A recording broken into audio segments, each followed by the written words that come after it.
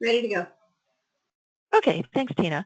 Hi, everyone. This is Sue Reynolds with the Student Achievement Institute, and we are about to begin our webinar for startup schools in the School Improvement Institute. So the focus of this webinar is interventions, and we're just really pleased to finally get to the action part of the vision to action process. So we've looked at data, and we've studied and identified goals and root causes, and now we're going to figure out, okay, what are we going to do about those root causes? So today the focus is on interventions.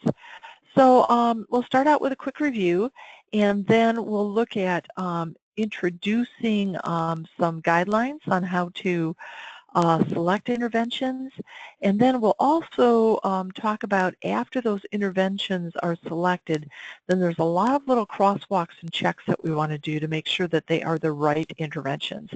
So we'll give you some heads up on how to do that. We'll look at the rubrics, and then we'll do an online demo, and finally talk about deadlines. So let's start out with a quick review. First of all, in the organizational structure, remember that you have a six-member steering team, but one of the people on your steering team is responsible, your point position is on intervention development. So you haven't had really any responsibilities up until this point. Pretty much the top four point people, the achievement data point person, root cause, adult discussion, adult consensus, have been kind of guiding the whole process. But now, if you are the intervention development point person, it's your turn. So it's your responsibility to make sure that the interventions get selected, that all the crosswalks are complete, that the interventions are all entered into the system, and really that the school improvement plan has moved into action in a way that is going to make a difference. So, and then of course that last responsibility, the student body point person, we won't engage the student body until next year. That person will get active with us next year. So, okay. So in terms of the process, man, we're almost to the end. We started out getting ready. You put together your steering team, and you collected data and delegated tasks in your steering team. You looked at an introduction to not only what is the School Improvement Institute all about, but also global economics and student achievement, what we needed to do to help kids be able to compete in a global economy. So we did an introduction. Then we painted your school's vision of what you want your future to look like. So we went off into dreamland and said, okay, if all of our dreams came true, this is what our school would look like, this is what our achievement would look like. And I think for almost all of you, you came to some really high expectations, both for your school and your faculty, as you describe the ideal adults, but also high expectations for your students as you describe the ideal students and the ideal student data. So then we came back to reality and we said, okay, if we're moving towards this dream, where do we want to be a year from now? And you created two different levels of goals, of achievement goals. One was your primary areas for improvement. Those were very broad goals that said if you wanted to improve in English or math, but they're very, very broad. And then you came down to SMART goals, and SMART goals were very specific, targeted, measurable goals. And it's really your SMART academic goals that are driving this school improvement process. So we're really focused on those SMART goals, and later when we do follow-up data, we'll look at those SMART goals to see, did we push that data?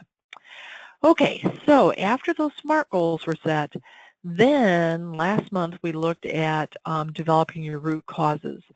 And the root causes were the things that are getting in the way of you being able to address those SMART goals. So it may be things like kids aren't engaged in class, or you're not teaching ratios, or kids don't have opportunities for extra help, or kids don't come to school. So there's all those root causes that you've identified after a very comprehensive data study to really figure out in your school, in your community, what's getting in the way. That was probably the biggest step of this whole process, because if we know what's getting in the way of reaching your goals, then we know what to do about it. So had we talked about interventions before root causes, your interventions would have just been randomly selected based on your hunches. But we very carefully identified those root causes, and now this month your interventions are going to be very targeted interventions. This is why we believe that our SI2 schools improve achievement at a faster rate than comparable schools that we don't work with. And it's because their school improvement plans are very specifically targeted in the right areas. And you did that through the root cause analysis and now developing interventions to address those root causes. Okay, and then the very last step will be to develop those interventions. You know, we talk to schools all the time. They have identified interventions, and then the interventions never get into practice well. So our very last step will be to set you up so that next school year, when you come back after your summer, that you're ready to roll with those interventions. They're going to get rolled out well and fully. So we'll do that as our last step. Okay, so today we're talking about interventions. Okay, and then preparation. Okay, so let's look at those interventions. So here are some guidelines as you're starting to look at your interventions.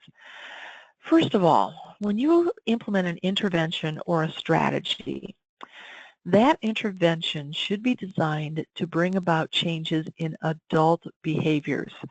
We believe strongly, and it's been our experience, that students are not going to change their behaviors until adults change their practices. So we've got to change the adults first, and then the kids will come along. So here's some examples. Students are not going to attend an after-school tutoring program until adults provide an after-school tutoring program. Kids are not going to engage in class until adults make their lessons engaging. Students are not going to turn in homework until adults provide the proper incentives for turning in the homework. So again, as you're designing your interventions, we'll be checking to make sure that those interventions impact adult behaviors. Okay, that's guideline 1. Guideline 2. Interventions should result in different adult behaviors, both in the school and in the community. So this is something we know right now as a first-year SI2 school, that your interventions are going to be primarily school-based. But next year, as we involve your council, your school improvement council, at that point, we hope that your council members will step up and start to look for things that they could do in the community to also address your root causes. So next year, we'll begin focusing on community big time. This year, the focus has been mainly on school. However, you may have community partners. And if your school does, I would float your root causes among your community partners and say, where could you help us with this? You know, if attendance is one of your root cause, what could your Kiwanis Club do to help address root causes? What could the Chamber of Commerce do? What could the Community Foundation or the Public Library do to address attendance or homework completion or whatever your root causes are? So all interventions, including interventions that impact the community, should be included in the improvement plan. And that's something we just wanted to point out. To us, that's kind of a no-brainer, but we're always surprised at how some schools will say, you know, well, we have our Title I interventions, and those are in our Title I plan. And then we have our focus and priorities or priority school interventions, and those are in our DOE plan. And then we have our PL 221 interventions, and those are in our PL 221 plan. So we really believe that all of your interventions from that you're implementing for all your different reasons are all in your school improvement plan. That will give you a really good sense on if you're spreading your faculty too thin, if you've got interventions that overlap with each other, or if you're missing interventions. But you've got to get them all in one place, and that should be in your school improvement plan. Okay, so guideline 1 is interventions are in the school and in the community. Okay, guideline 3. Interventions must cause the faculty to work hard, but they can't push the faculty beyond their capacity for change. So many times when we're working with schools, we see schools get all excited and, they'll try to implement 50 different interventions all at once. And it's just beyond the faculty's capacity to deal with that much. They don't have the time, and it's hard to focus on that many things, all at the same time. And what happens is that the faculty gets so spread, so thin, that none of the interventions end up being done well. And so we would really like you to think about limiting your interventions to a number and to a group that your faculty really has the capacity for implementing well. So when you enter an intervention into our online system, we're going to ask you to describe the energy level it's going to take to implement that intervention. So it might be that you say, this is a high energy level intervention. That means that that intervention is going to impact almost all educators in your school in a major way, and it's likely to need professional development so they do it well. So something like differentiated instruction, the first time you're doing it, across the board, that's going to be a high energy level intervention. Or, the first time you're looking at frequent classroom assessment, followed up by extra help for kids who haven't mastered content yet, and you're doing that, across your school, that's going to be a high energy level intervention. So think about it as the high energy level impacts everybody in a major way, and it's probably going to take a lot of professional development. Okay, so a medium energy would impact all educators in a more moderate way, or a few educators in a major way.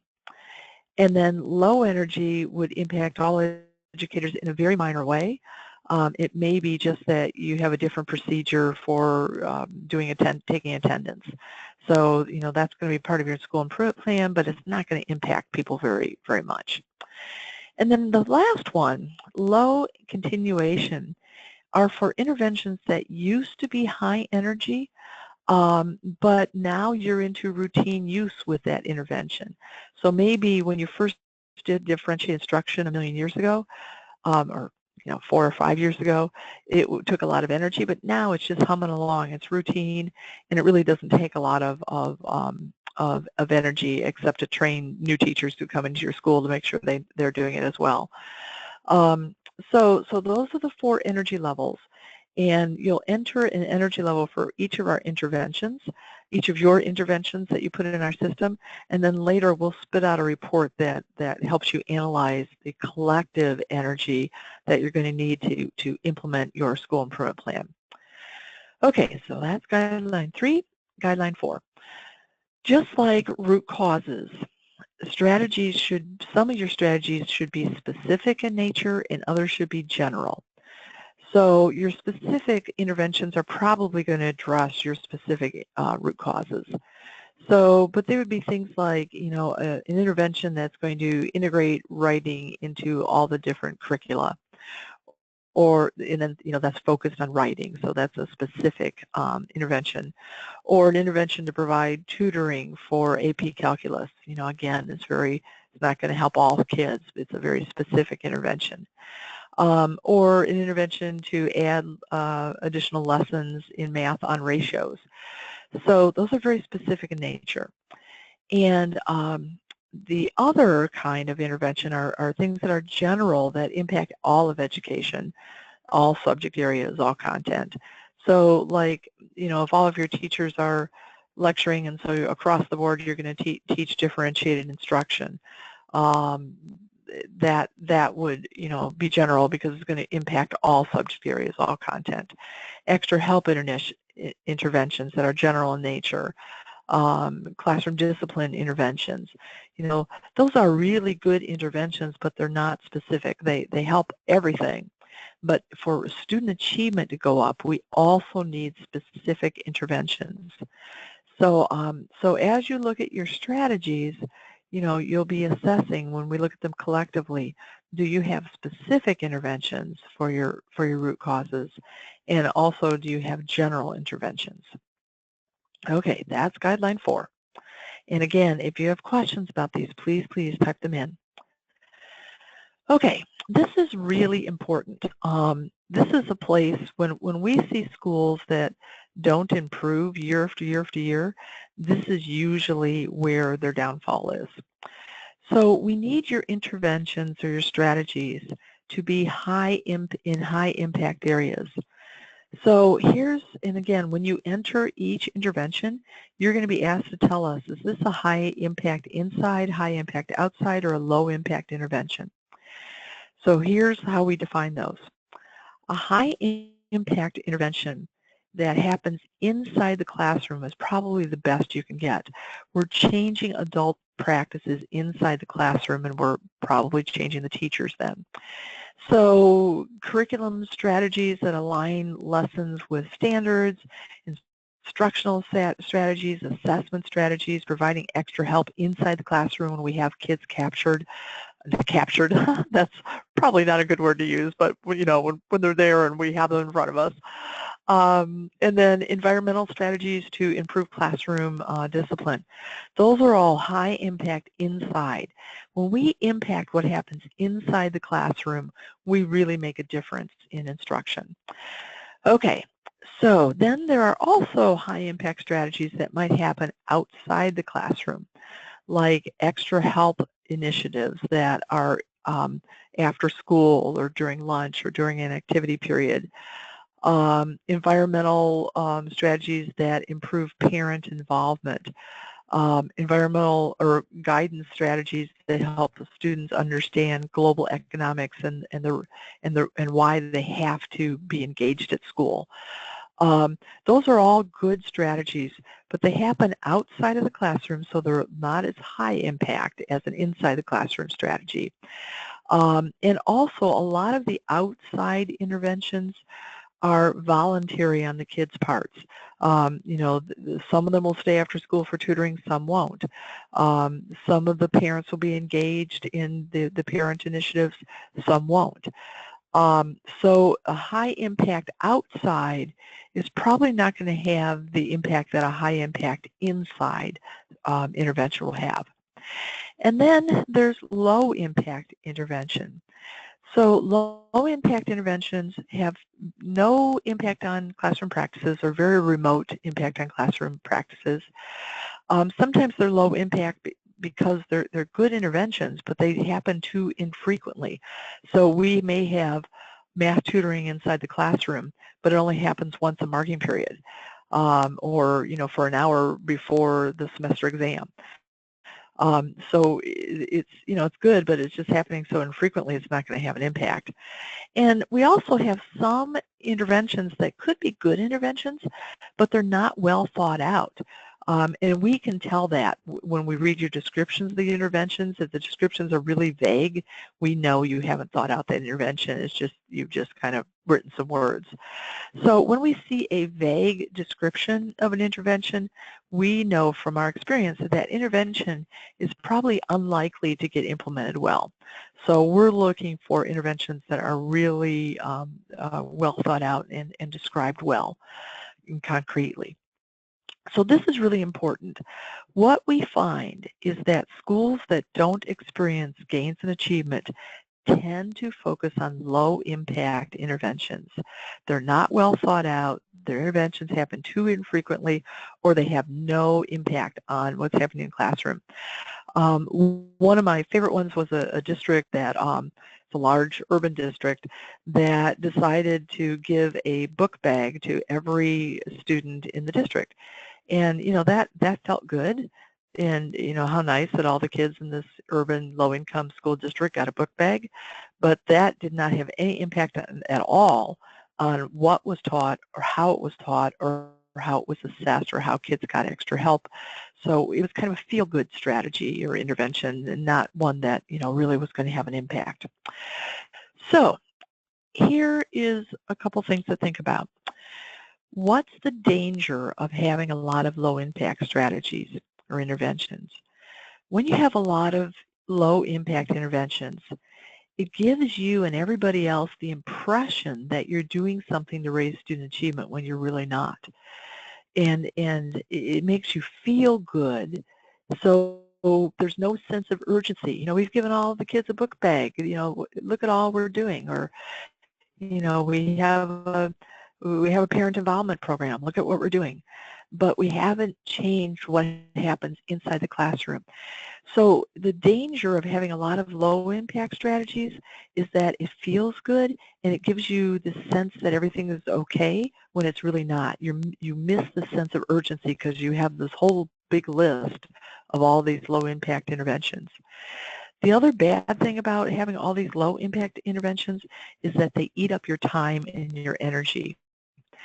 So we would suggest that as you start to enter into our system these interventions and you're thinking, oh my gosh, this is happening outside the classroom and it's low impact, then I would question, why are you spending your time doing it? So you can get time to do more high impact interventions if you can get rid of those low impact interventions. So then the question is, why do some schools move towards those low impact interventions? And it's because they're safe. That school district that I was talking about that bought the book bags for everybody, it was a real safe thing for them to do because they didn't have to confront teachers and say, you need to be doing something differently. They didn't have to ask teachers to spend their time learning new interventions. They didn't have to ask teachers to really take a hard look at, are students in my classroom learning? And if not, how am I going to provide extra help so that the kids can learn? So in a school that really values harmony in its faculty, a lot of times those schools will go towards the low impact strategies. So we always like to ask schools at this point to have courage and to be open to people coming to you saying, you know, our math achievement is low. You know, this is an area we're working on and we need to talk about what's happening inside your classroom. You know, if we can all be open to having a collegial faculty instead of a congenial faculty, that really, really helps improvement. So I would suggest as you're talking about your school improvement plan with your faculty, you know, you talk about this.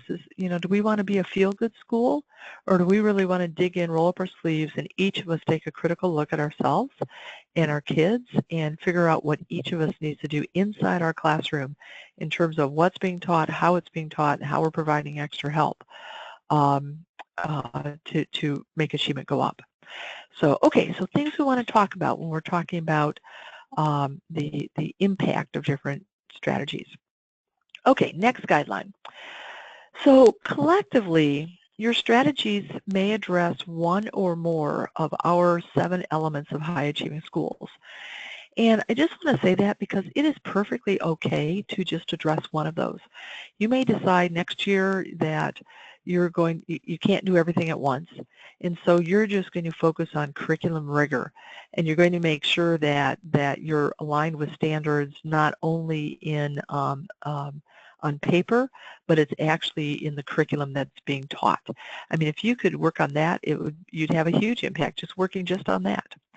Again, one of our urban schools in the northern part of the state, for the first year, they only worked on learning environment. That's all they did.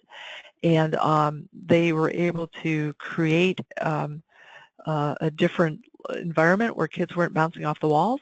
And we saw huge gains in that school, only because they had created an environment where the kids could learn. Another urban school just worked on attendance to get the kids to school so that, you know, they could be taught.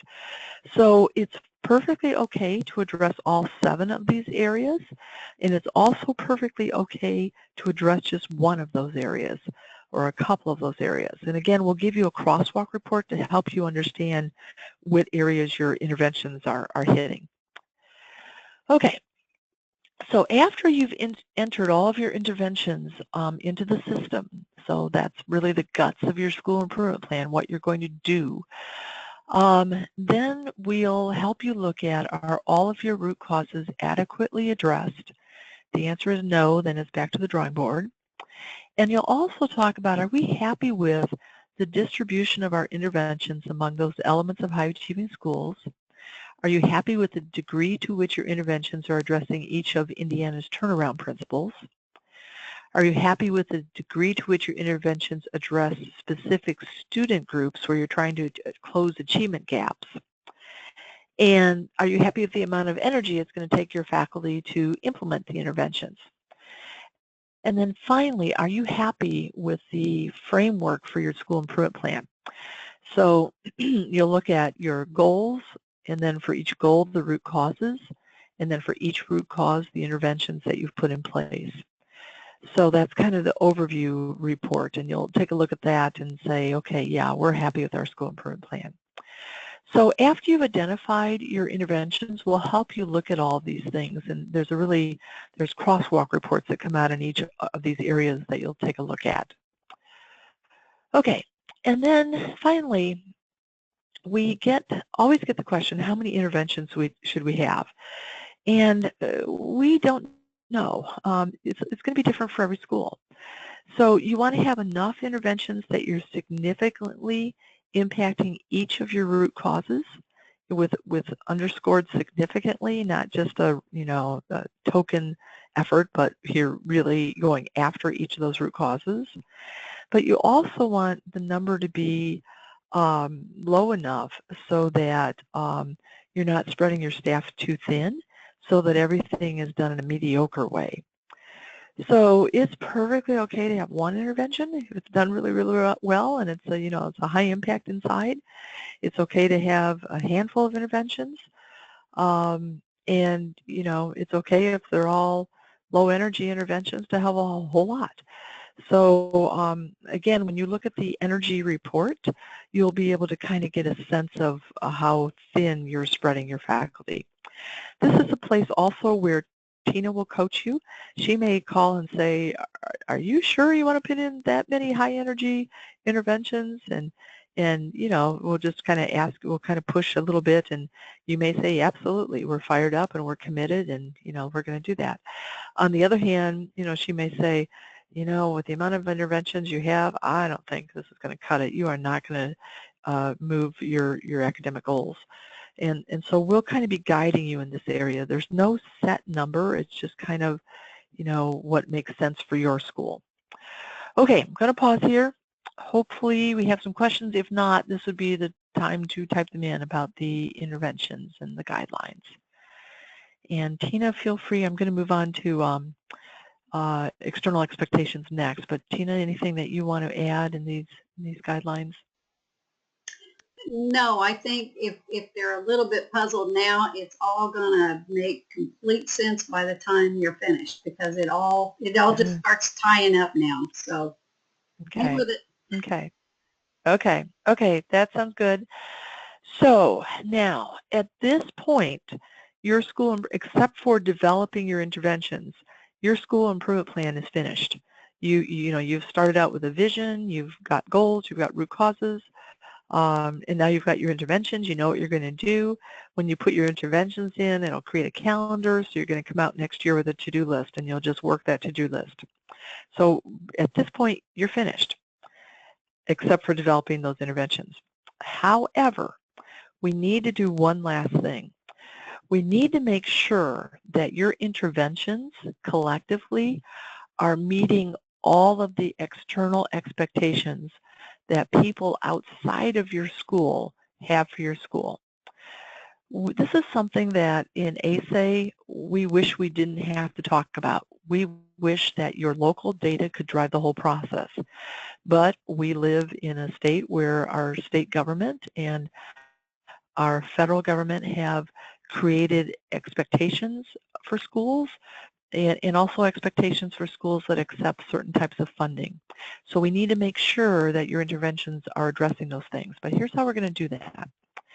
What we're going to do is we're going to take all of the interventions that you've entered, and we'll give you a crosswalk report that shows if you've met the requirements of PL 221 and other state requirements the title requirements if you're a title school. If you're a DOE focus or priority school, we'll look at those interventions and make sure you've met those. And then also in Indiana, there are requirements for an Indiana graduation plan, a reading plan for elementaries, a high ability student plan, and an Indiana school tech plan. So we'll also make sure that you've addressed those. Now, if there is something you have not addressed, then we're going to suggest that you add in a very simple low energy strategy just to be compliant, with the emphasis on low energy, because that intervention is not driven by your local data. It's driven by something that somebody outside of your school thought was important, and they don't know your school. They're just generalizing, all schools. So we're going to meet that expectation, but we're going to do it with as little energy as possible, okay? So we call those external interventions, and when you put in the interventions in, you'll be letting us know if you're just doing this intervention because you have to, and we'll expect to see something then that's not going to take much energy. On the other hand, you may be lucky, and maybe the things that you've already decided to do address all the external expectations, and so you don't have to do anything extra. And I'll show you what these expectations are in a sec. Okay, so when we get to the discussion with your steering team, here's how that's going to work. It's going to happen like this. So the question your steering team wants to look at, just one question: what will your school and your community do to address each of your root causes? Okay, we're getting to the what are we going to do section. So the first part of your discussion will be to look at each root cause, and you're going to say, okay, here's our root cause. We have poor attendance. Here's our root cause. We don't provide extra help. Here's our root cause. Students are disengaged. And then you're going to research possible interventions using our system and any other way you want, but we'll give you some research tools. And then you'll just have a discussion. Everybody will, on your steering team will say, what about this intervention? What about that intervention? Or I found this school that's doing this. And so you'll just kind of brainstorm your interventions. And then you'll select your tentative interventions, okay? You'll enter the tentative interventions in our system, and then after they're all in there, you'll print out all of our crosswalk reports. And after looking at those crosswalk reports that tell you about your compliance and your energy level and your attention to the different root causes, after you've studied all those crosswalk reports, you'll add interventions or edit interventions as you need to strengthen your school improvement plan and to meet external expectations. When we get into the online system, I'll show you examples of that, and I think it'll make more sense. Okay, and then finally, as you're looking at those crosswalk reports, this is what we want you to be thinking about. Have we sufficiently addressed each of the root causes? Have we addressed each of the elements of high achieving? Have we addressed the key elements of high achieving schools that we want to? It doesn't have to be each of them. Have we addressed key turnaround principles that are important to our school? Have we met all of our external expectations? And have we required of our faculty an appropriate amount of energy? So those are the questions. The big thing we're looking at is how strong is your school improvement plan? Tina's going to be coaching big time here, and if we're seeing a weak school improvement plan, we'll call and say, this is all fluff. This is all low energy stuff outside of the classroom. It's all feel good fluff. You've not really dug into the things that you needed to dig into, and we'll push a little bit because we want your school to improve. So our coaching here, it becomes really important. Okay, and Tina, by the way, is very good at that. Okay, so if you can't say yes to all those questions, then we need to make some edits to your school improvement plan, to your interventions. So, and then just a reminder, if you are adding and implementing an implementation only to meet an external expectation and not one of your root causes, we really suggest that you use a low energy intervention. Okay, because we don't want to take time away from those interventions that are really going to make a difference. Okay, I'm going to talk about rubrics when we get online, and let's go online. Okay, here we go. We're going here. Okay, so I'm logged in as Demo High School, although it could be Demo Elementary or Demo Middle, and I'm going to scroll down to the interventions. So today's webinar will be archived here. So review the root cause report. You're going to open up that report, and that will show you what all of your root causes are. And then as a steering team, you're going to go through them one at a time. And you're going to talk about, you're going to say, okay, let's real quickly research some interventions. And or you may say, let's research interventions over the next several days and come back and meet next week. And you might want to talk to other faculty members. There's lots of different ways that you could brainstorm and research interventions. But what we've given you here online is an intervention search tool. So this search tool has literally thousands of interventions that SI2 schools have entered in the past. So let's just say that one of your root causes is about attendance. And so you're just going to type in the word attendance, and let's just do a search on that word. So I get 733 different interventions that have been entered by schools, SI2 schools.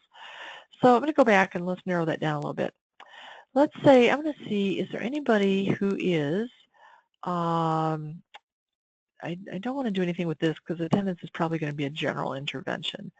See if I want to narrow it down here. Let's say I want to do attendance and I want it to be, I'm not going to look for low impact. I'm going to look for, let's see what's happening. Let's go outside the classroom. And let's have it be high impact but low energy. And I have no idea what I'm going to get. Let's click and see if there are any. Yeah, so I've got 12 interventions that schools have entered as being high impact outside the classroom with low energy. And so I can open their strategy plan, or I can just read their description, whatever. So that's a really good way to start to research interventions a little bit. The other thing that you could do is you could say, I am interested in a general way to see what's everybody doing in terms of extra help, extra time, and just search that way. Oops, let me take attendance back out of there.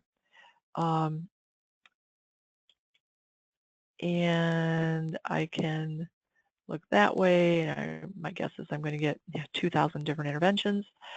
So now maybe I want to narrow it down. And again, this time let's go inside the classroom, see what folks are doing inside the classroom. And again, I'm always looking for, high impact, low energy is ideal. So that narrows the 2,000 down to 61.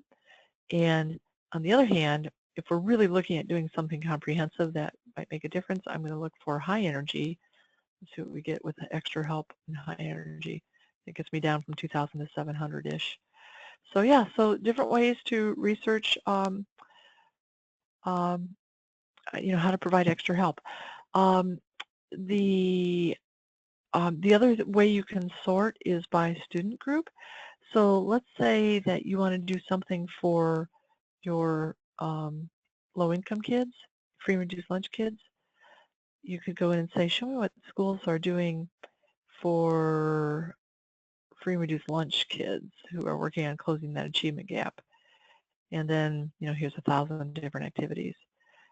So, okay. Okay, so that's that. I'm going to go back to here. This link you'll use more next year, but this is interventions that community organizations have entered into our system that you can search. And then one last thing, this is a list of all of the sessions that have been held at our conference, and you can go through and just do a Control F and then search for whatever word you're looking for. I'll stick with the attendance theme. And I've got just one of the interventions that was presented at our conference that addressed attendance. So, okay. Okay, so that's the exploration, and then you're just discussing interventions for each of your root causes and coming up with your tentative selection. Okay, so now, okay, so to enter those interventions, we're going to go now to post-discussion tasks. I'm going to enter an intervention, and you'll see that that I have 3 or 4 interventions entered already. And one of the things I wanted to show you is that we are evaluating each intervention independently. So this is, instead of, let me go back, normally you submit from our process page, but in interventions, we're going to submit from the intervention page. So we just click this up and click this icon, go to the intervention page and submit from there. But we tell you here how many of the interventions have been submitted but not reviewed, meets criteria, or this also may say needs revision. So it will kind of tell you where you are. So you'll be submitting interventions, and as you do, Tina will review them and each one individually. You can imagine the thousands of interventions that she is looking at. Okay, so when you're entering an intervention, you're just going to click here, enter an intervention. And then I'm going to put in, let's say, differentiated instruction in all classrooms. So there's my title. I would put in, description, just type in blah, blah, blah. Although we, in the description, what we're really looking for is what are you doing, and just, who's doing it, kind of the who, what, where, when, how. Okay, then in the root cause, you would be, clicking the root cause that this addresses.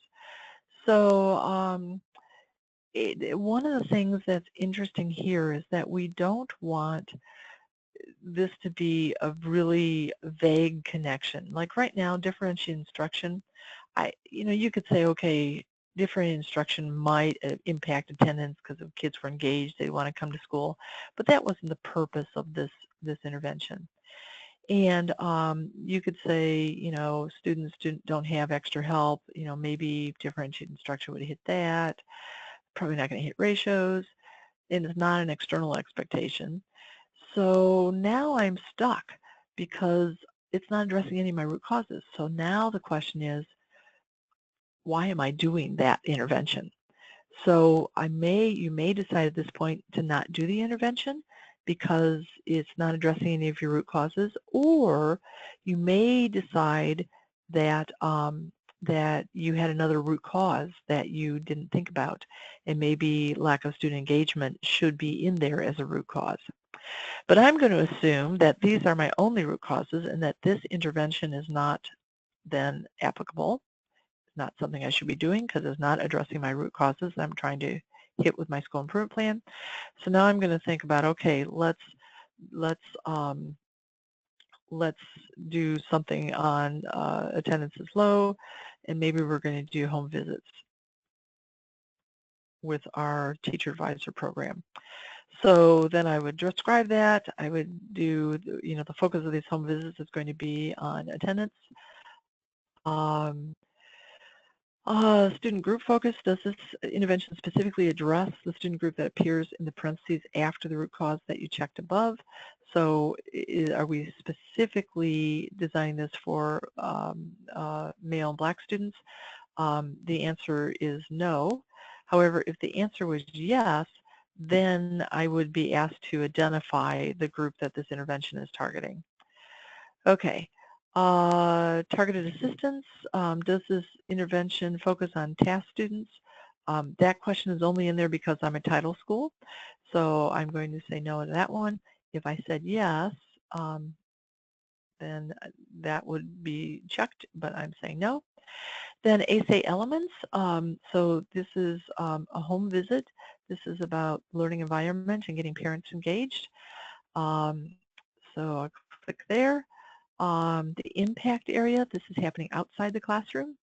The energy level, I'm going to put as medium because not all teachers are going to be doing these home visits, but this is something that we're doing in our 9th grade teacher advisor program. Those 9th grade teachers are going to need professional development and a lot of coordination to get those visits done. So, and then the last thing you can check is please do not include this in our database, and then energy for this tab is complete, and then save. Okay, now we're going to external expectations.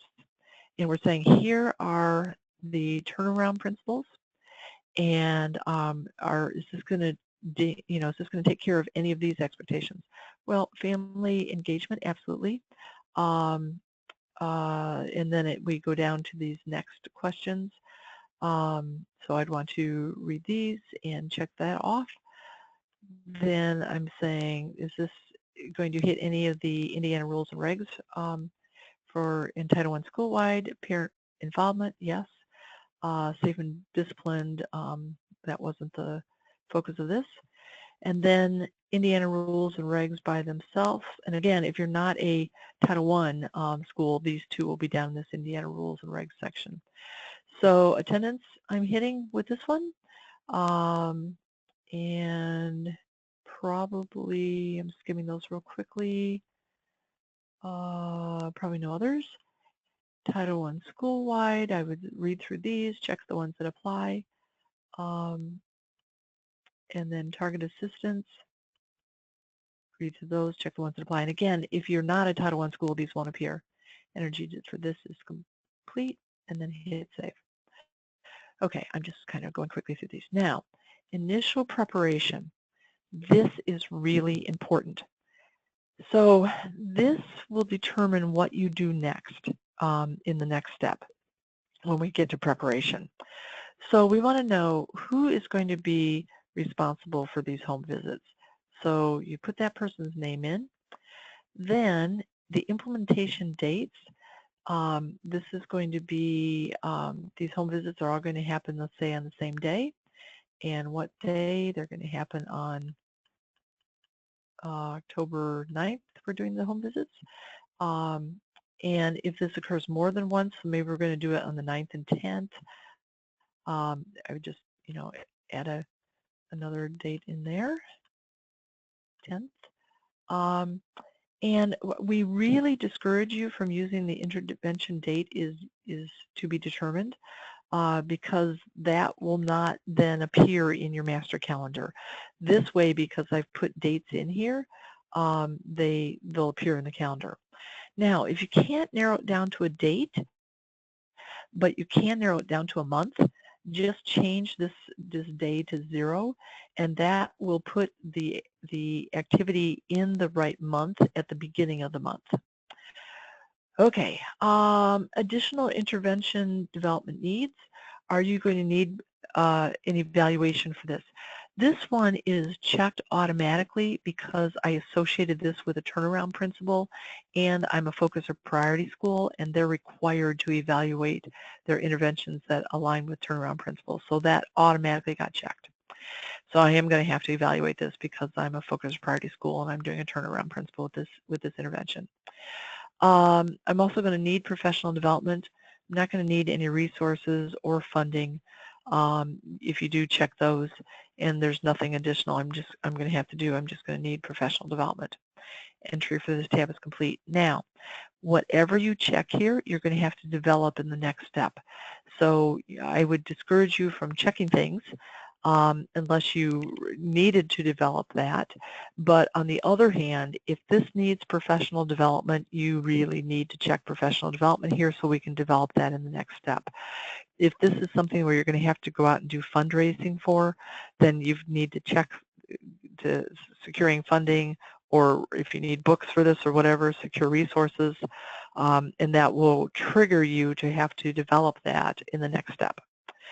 Okay, I'm going to click Save, and then I'm going to go back to my interventions, and you'll see that that appears now, home visits, and then I'm just going to submit it. And as soon as I hit the submission, then that you'll see has changed to submitted. And now it's there for Tina to review. Okay, so that's how to enter interventions. Think carefully about those. And now, real quickly, I'm going to go back to the process page.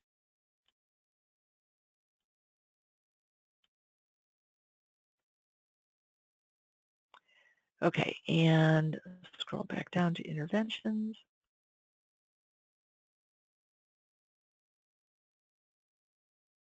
And let's see what's going on here.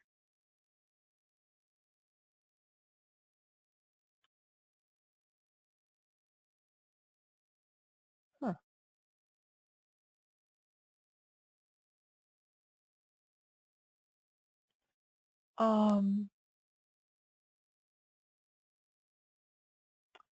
I see what's happened. Shoot, I shouldn't have submitted that one. Because, so Tina, help me out real quick here. I need to click this. Yep. I'm sorry? I'll make it meet criteria real quick. Okay, sorry about that. No problem. So the next step that happens is that you confirm that all interventions have been entered, and at that point, all these crosswalks become live.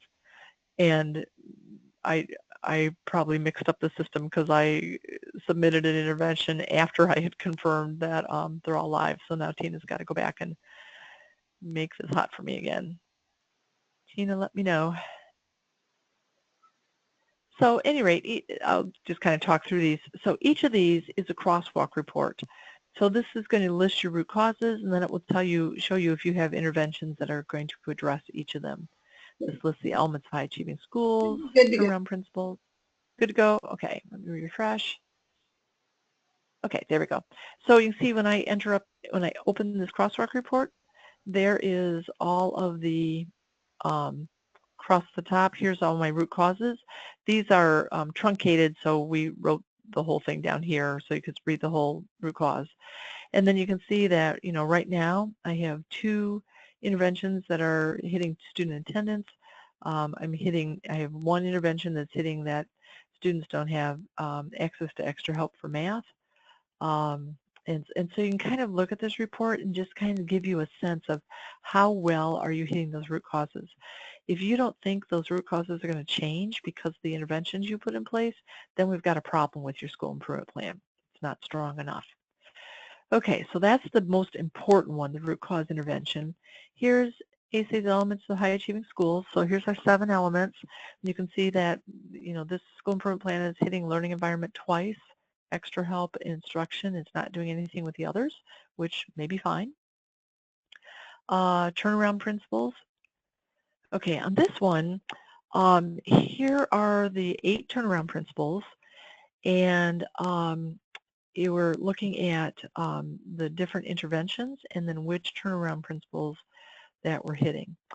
And then for schools that are priority schools, you not only need to hit the 8 interventions, but you need to hit all of the indicators under each intervention. So when you scroll down, if you're a priority school, you can see, here's school leadership, here's all of the indicators, and then it'll check off based on the indicators that you've identified. So I should be able to find, here's one, teachers ensure that student learning objectives are specific, measurable, obtainable. I've got this that, hit that one. So if you are a priority school, you need to check in every single one of these columns. That's one of the requirements for DOE. Okay, so that's turnaround principles. Student groups. You can see that I've got 2 of my interventions that are specifically designed to focus on male students. 2 that are specifically designed to hit the African Americans, and 1 that's specifically designed to hit free and reduced. So, okay. So there's student groups. That will be helpful when you're trying to close achievement gaps. Here's the external expectations, Indiana rules and regs, and you can see that that if this were, a real school, I'm in trouble here because I've only met 2 of the rules and regs that are required for my school. So, and then if you scroll down, if your title, here's those rules and regs for title schools. And if you're a focused targeted school, here's theirs. Okay, so that's that crosswalk. Just lots of little things to check so that we can make sure that your school improvement plan is meeting everybody's expectations. This is one of my favorite reports, is the energy level. So here's all the interventions. I've got 4 that are medium, 1 that's low, and really there's probably going to end up being, 13, or so interventions. There'll be a lot of interventions.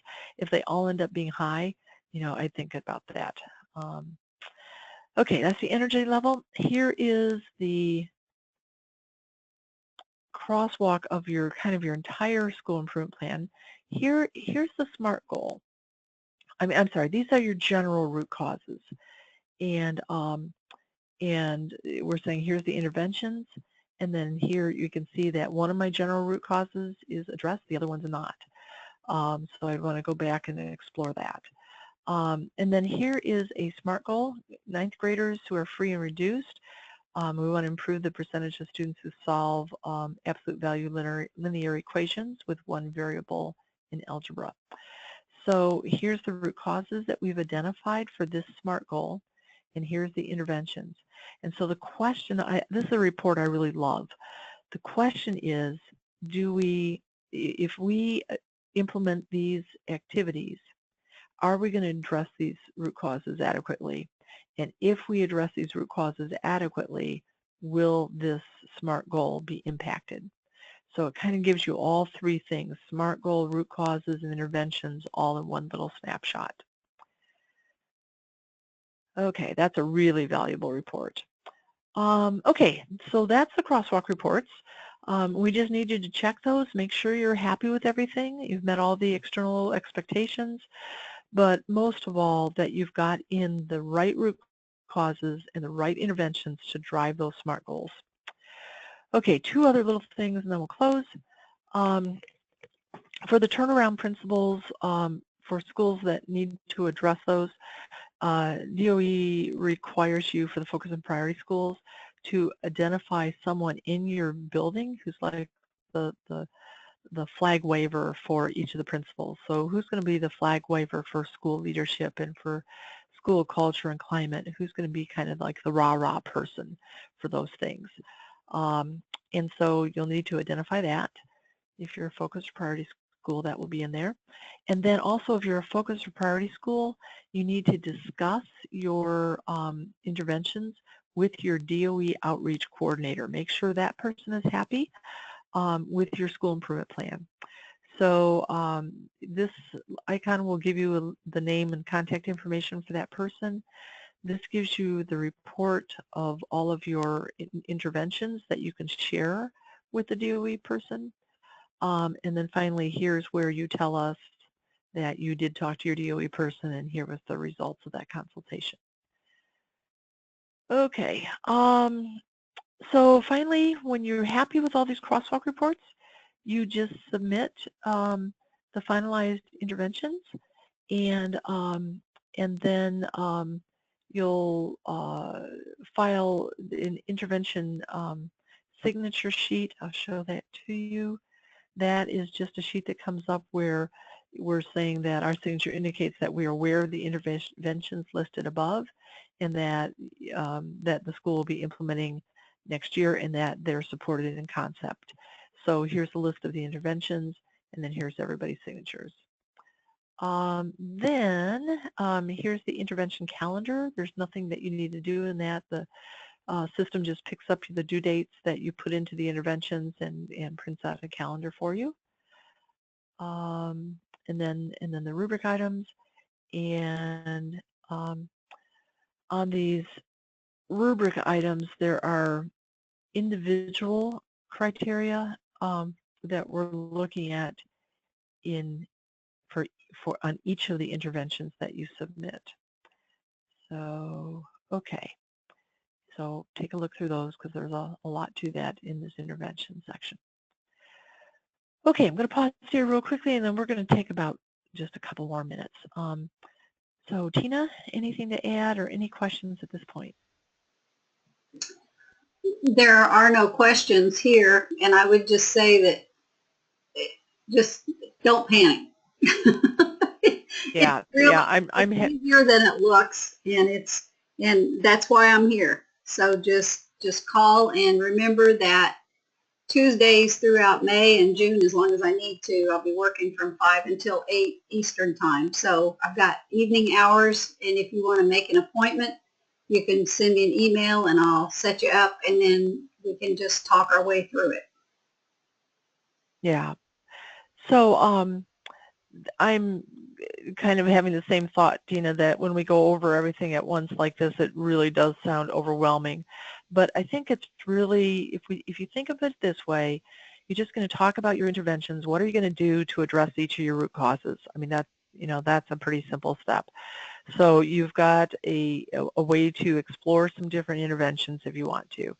And I'm assuming most of you will want to do that. So the first step is just what are you going to do? And then the second step is, if I were you, what I would do is after you get it all entered into the system, then just print out these reports and sit down with your steering team and one at a time go through the reports and just see, do we have any issues with this report? So you look at the energy report. No, I think we can handle that amount of energy. Or you look at the root cause report. Yeah, I think we have all of our root causes addressed. So really, it's just really two steps. To decide what you're going to do is the first step, and then to put it in the system, print out the root cause report or print out the crosswalk reports, and just look at each of those reports and see if anything jumps out at you as being problematic. So it's really, it sounds, because of all the information we give you, it sounds, I think, really overwhelming, but it's really just two steps. Decide what you're doing and put it in the system, and then print the crosswalk reports and look to see if there's any problems. So Tina will help you with that. And then when all of your interventions meet criteria, that will open up this next section, which you'll do in June. So the instructions for how to do this section are already there. We're not going to do a webinar in June because we know that some of you will want to start this right away. So as soon as your interventions are in and they're all, they all meet criteria, that will open up this section. Sit down with your steering team, watch the video, and read this professional development planning guide, and then just start through this in terms of preparing your interventions. So that will take a little bit of time, but we know everyone will get it done. It's just part of the last part of putting together your school improvement plan. Without this preparation step, we find that school improvement plans tend to sit on the shelf because they are not well thought out. So, but with the preparation step, you're going to know exactly what you need to do next year. All the thinking will be done, and next year will just be about doing. So, okay. Going to pause here. I think that's the last thing. Oh, submitting the plan to DOE. So after this section meets criteria, then, and again, we're hoping that June 15th is a completion deadline for all this, which is why we want you to get started on this next step as soon as you can. When you're all finished, then you would just download the school improvement plan and then upload it to DOE when DOE asks for it. So that's really simple. I'm going to show you how it works. You just click the downloader button, and you can see I've already actually generated a report I have a 2016-17 report, and now I'm going to generate a new PDF for this year. So I'm clicking that. Did I understand that? Just generate the new PDF. And there it is. And now I'm just going to download that. And there's my school improvement plan. So while you're doing all this thinking and entering, you know, where you're going to save time is you saw it took me less than a minute. It took me less than 15 seconds to get my school improvement plan out. So there's my overview. There's my plan components. Everything that you've entered will be, you know, will appear in the school improvement plan. So all you have to do is save it on your computer and then upload it to DOE. And then same thing, if I go back now to see all of the school improvement plans, you can see that I have a non-reviewed plan that was downloaded on 5.3 today. When Tina reviews your plan and everything meets criteria, there will be balloons that appear all over your process page. It's a really exciting time. We cheer too. And the date of the one that we know met all criteria will appear here. So you can always get out a copy of the one that we approved, and even after if you edit it again, you can still get out a copy of the one we approved. If you are a focus or priority school and you have to come up with a student achievement plan, then you would just do the same thing. You're going to download the student achievement plan, works the same way, generate a new PDF, and now the system has taken all the information that you've entered. It's creating a PDF, and there it is. And if you're familiar with DOE's form, this is in the exact format of DOE's form. So you just, you know, email attach that to your DOE person. So, okay, so where there's input right now, just, you know, when all the other schools in the state are spending hours and hours and hours and hours and hours typing and writing and formatting their school improvement plan, you're just going to have to hit a button and you'll get it out in a matter of seconds. So, okay, let's pause for questions and then we'll close. Or anything else, Tina, you want to add?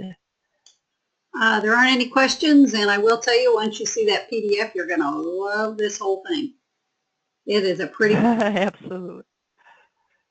Absolutely. And the other thing that, you know, when we always hear from schools right before the deadline of when things are due to DOE, and they call us to say, can you help us develop a school improvement plan, you know, in the next 2 days? And you know, I feel so sorry for them because, you know, what kind of quality are they going to have when they've left everything to the last minute, and they haven't, you know, had rich discussions or collected data? You have a plan that all the work that you put in this year is going to make a difference for kids. And that's, you know, that's really the whole purpose of being educators, is to make a difference for kids. And you have a plan now that's going to work. It's a really well thought out plan. It's a very detailed and concrete plan.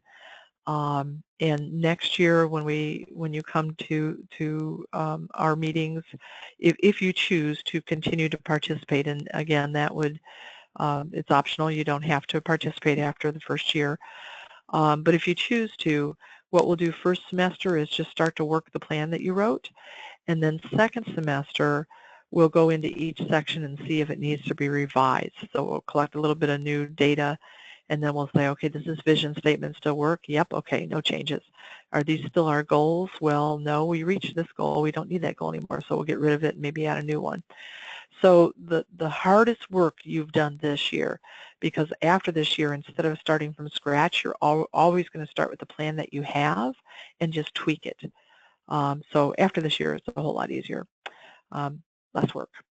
And then next year too, you'll be putting together your council and your students and getting broader input, which will make, again, your school improvement plan much richer and better targeted. So, okay. Tina, anything else to add? I know we've gone over, we always try to close at an hour, but we had a lot to cover today. I think that's it. Okay. Okay. Sounds good, everybody. Remember those intervention guidelines, and call Tina. Don't forget she has evening hours to get you all finished up, and we'll go from there. So thanks, everybody. And it really has been a pleasure to work with this cohort. Tina tells us wonderful things about your group, your schools, and I've also found that in some of the experimenting we did with the polls and the having online discussions and these webinars. It's been really just a great group of schools to work with. So thanks everybody, and we will talk with you next time, and don't hesitate to call Tina. Okay, thanks.